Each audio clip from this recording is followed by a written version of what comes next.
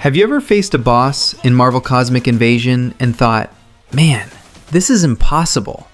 Well, it is, until you discover the forbidden combos that basically melt any enemy in seconds.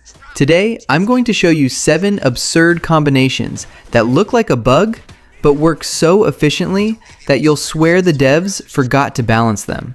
So prepare your build, because today's video is pure cosmic chaos. I'm Matthew, and the video is about to start. To figure out there's trouble downtown. Watch out, these bugs have been sent by Annihilus himself.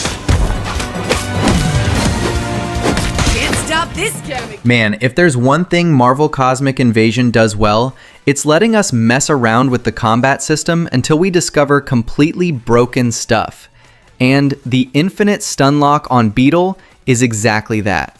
I swear, when I saw Wolverine locking Beetle into an eternal grab loop, it looked like a movie scene. The boss, who should be a challenge, simply couldn't breathe. And the best part? It even works in his second phase, when he's theoretically immune to grabs. It's the kind of bug, or rather a disguised feature, that turns an intense fight into a show of humiliation. The trick is simple, but the timing has to be surgical. You approach Beetle with Wolverine or Venom, and the grab hell begins. In Wolverine's case, it's the feral throw. With Venom, the tentacle rampage grab. The secret is to keep him near the edge of the screen. This prevents escapes and guarantees the combo reset. As soon as Beetle hits the ground, you give him no time to raise his guard. New grab, 2 or 3 quick hits, and repeat. It's a cruel and mesmerizing cycle to watch. The reason it's so destructive is simply because it ignores all defenses. No block, super armor, or invincibility frame can save Beetle from this. And what's surprising is how much the game seems to accept it without complaining. You melt the boss in less than 30 seconds, solo, without AI assistance or power-ups.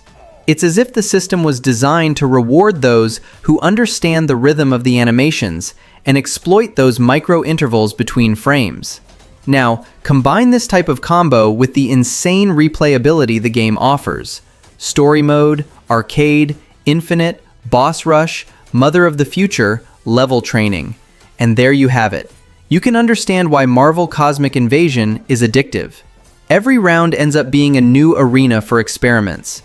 It's the type of game that challenges you to break it, and then congratulates you for it. The high score tables practically become a lab for who can melt the bosses the fastest. But the best part is the feeling of dominance.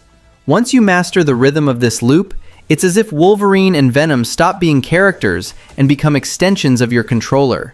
It's one of those moments where you feel you've understood the heart of the game, when it's no longer just about pressing buttons, but about reading the enemy, predicting movements, and using the system's rules against it. And let's face it, watching Beetle with no chance to react is one of the most satisfying things this game offers.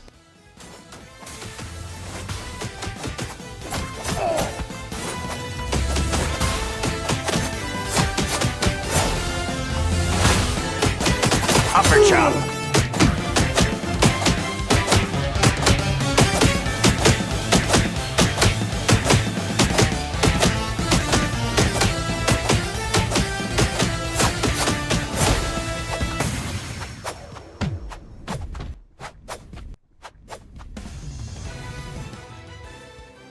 This is another one of those combos that show why Marvel Cosmic Invasion is a playground for those who love to break the physics of fighting games. This time with Phoenix, and seriously, this infinite juggle is pure visual insanity. It's the type of technique that turns a boss fight into an endless combo exhibition, with the hit counter exploding into ridiculous numbers up high. The most absurd thing is why it melts so much. The damage is constant, without pause, and each sequence also gives you insane XP. It's a perfect combination. You destroy the enemy and level up at the same time, making Phoenix a true grind machine. And the best part? It works on any boss. Taskmaster, Sauron, it doesn't matter who is on the other side. If they hit the wall, they're done. And that's where the game rewards you in a funny way. You can even use the infinite combo to unlock combo trophies, as the system counts every hit without resetting. It's the kind of bug/exploit that doesn't break the game in a boring way. It just lets you feel powerful, as if you had deciphered a secret part of the mechanics that the game itself forgot to protect. The fascinating thing about this kind of discovery is the balance between timing and rhythm. The Phoenix combo is simple to execute, but requires consistency. Any pause breaks the cycle. When you master this, you enter a trance, as if the entire game revolves around the juggle choreography. And in the end, seeing that giant boss being kept in the air, unable to react, is the kind of technical revenge every player dreams of achieving.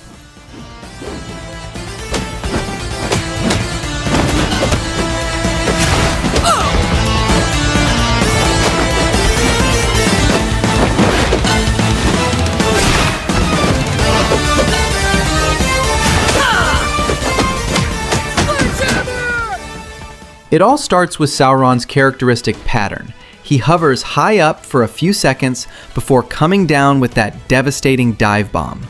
The window is short, but if you do the air dash the instant he starts descending, you manage to pass underneath the attack and counterattack immediately afterward. It is at this exact moment that the boss is exposed in the air, defenseless. Then comes the brilliance of the trick. A quick swap to Nova or Phyla-Vell and a well-placed air ultimate turns the punishment into a visual spectacle and massive damage. This setup is so efficient because Sauron's Overshield, that annoying barrier that normally absorbs the initial damage, simply cannot withstand the sequence. With each dash plus burst loop, he loses the entire protection, and you can repeat the process phase after phase. When well executed, each stage of the fight lasts less than 20 seconds. It is one of the rare situations where air control and frame reading blend together so surgically. Now, if you want to turn this punishment into guaranteed destruction, your hero formation makes a difference. Beta Ray Bill enters with the aerial launcher, lifting the target and setting the stage, and Storm complements with lightning that follows the dash movement, extending the combo window. This aerial synergy creates a fluid rhythm, as if the two characters are dancing in the air, all while Sauron barely understands what happened. And the most fun part is that this type of tactic represents the best of what Marvel Cosmic Invasion has to offer. It's not just brute force, it's about understanding the timing, the space, and the enemy's behavior. It's you turning one of the game's most irritating bosses into a training dummy.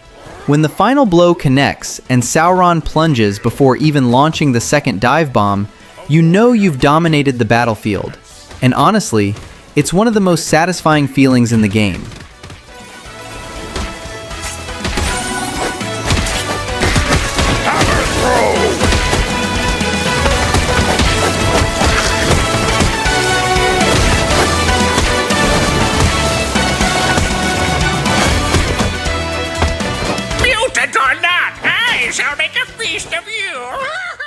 This is the kind of combo that makes you feel like you're blowing up the game's own code. The Overshield Breaker plus Dual Ultimate Burst is simply pure destruction, one of the most powerful and cinematic tricks in Marvel Cosmic Invasion.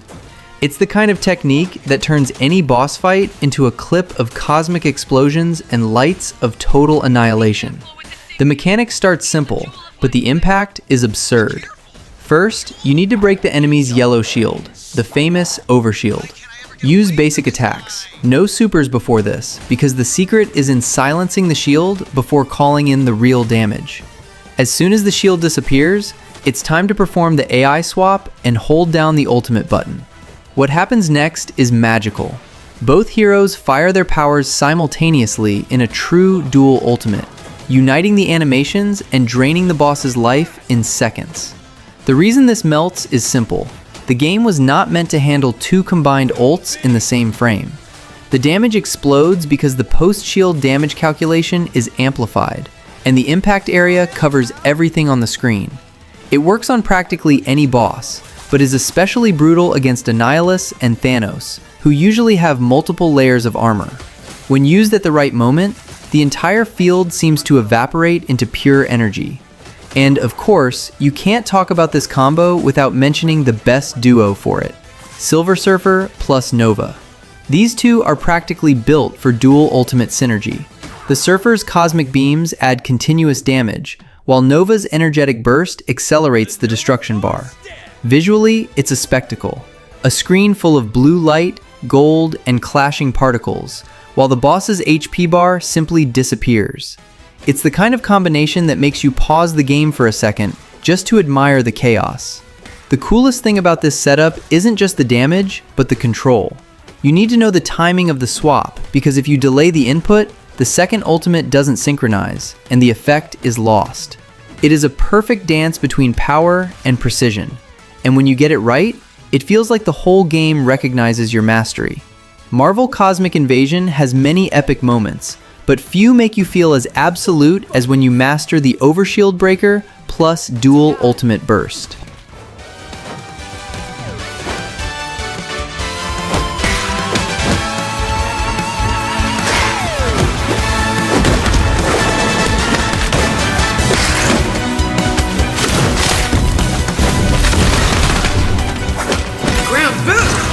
Classic. Storming it. This is the type of combo that leaves you feeling like a true battle strategist, not just because of the technique, but because of the intelligence behind it. The Parry loop on Taskmaster shows how Marvel Cosmic Invasion rewards those who understand enemy behavior. And in this case, the clone professor ends up being a victim of his own arrogance. He copies your moves, but cannot predict the patience of someone who knows exactly when to punish. The trick starts with a bait. Taskmaster loves to punish long combos, so the idea is to trick his system with a short fake, a small initial combo or hit just to get his attention. As soon as he prepares to counterattack, you activate the parry by holding the attack button at the moment of the dodge, and turn the defense into a recovery strike. Next, land a rising attack and immediately swap assist to continue the punishment. It is a symphony of reflexes and precision. The result is devastating. Taskmaster enters a cycle of infinite punishments. Each parry opens space for another strike, and the pattern repeats without him being able to react. And the most insane part?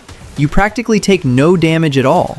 The game tries to balance things by giving Taskmaster the ability to copy attacks from different heroes, but the parry changes everything.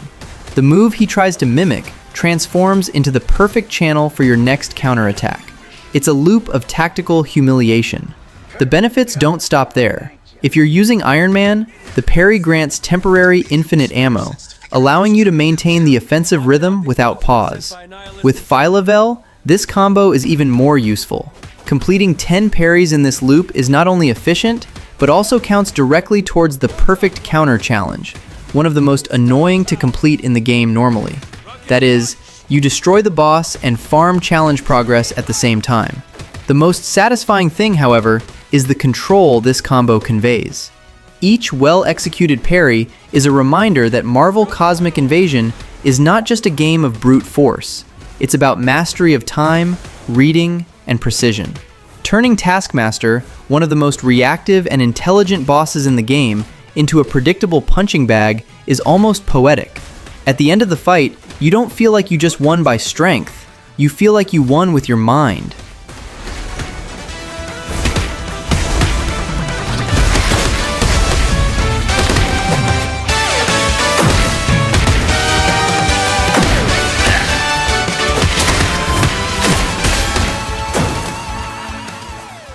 This is the kind of combo that makes you look at the screen and think, this shouldn't be possible, but I love that it is.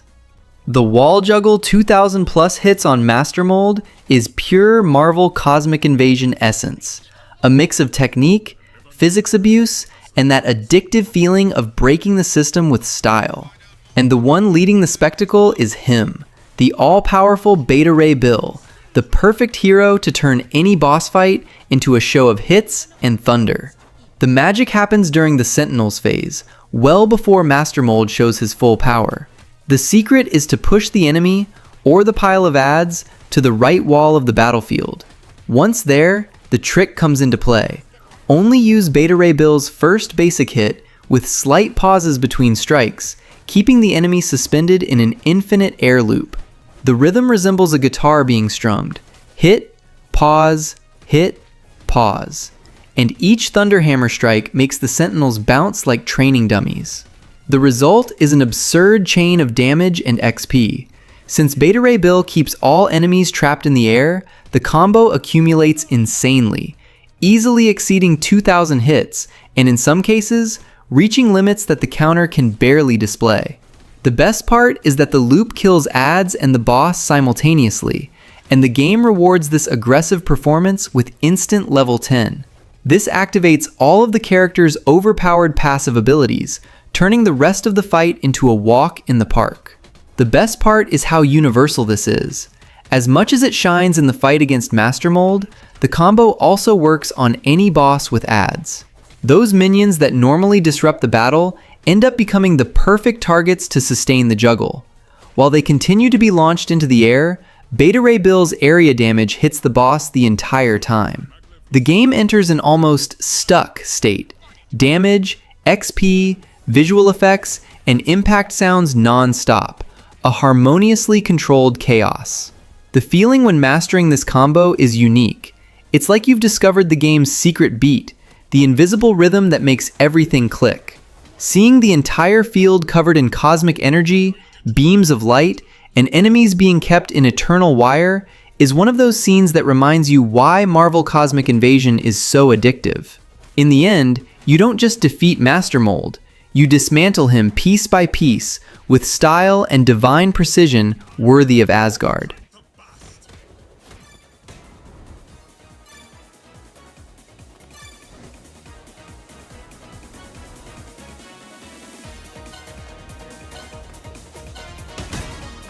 Power fills my being.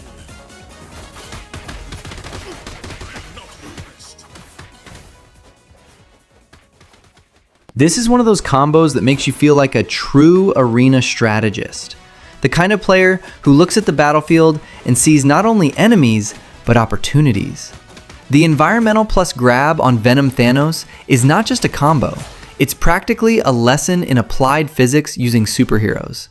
It combines brute force, timing, and intelligent use of the scenery to turn armored monsters into victims of the arena itself.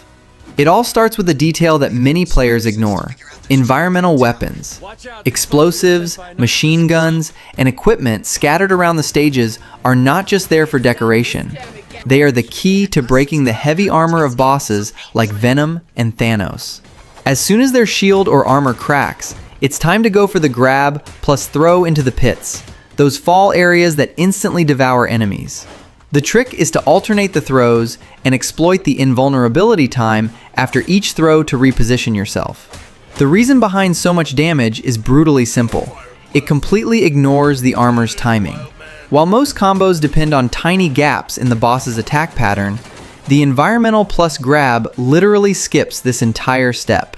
Hit the item, grab, throw, it's a guaranteed one-shot. In fights against Venom, the total time is no more than 10 seconds. He doesn't even get to react. It's the kind of victory that makes you laugh out loud because it seems almost unfair. And if you want to make the massacre even more stylish, the duo She-Hulk and Captain America is unbeatable. She-Hulk dominates the field with her chain throws, capable of throwing 5 or more enemies at once, while Cap's shield adds the technical touch, the ricochet. Each shield bounce increases the chance of breaking defenses and repositioning enemies near the pits. It is a ballet of explosions and pure force, choreographed with military precision. Ultimately, this combo summarizes the charm of Marvel Cosmic Invasion, understanding that the battlefield is not just scenery, but an active part of the strategy.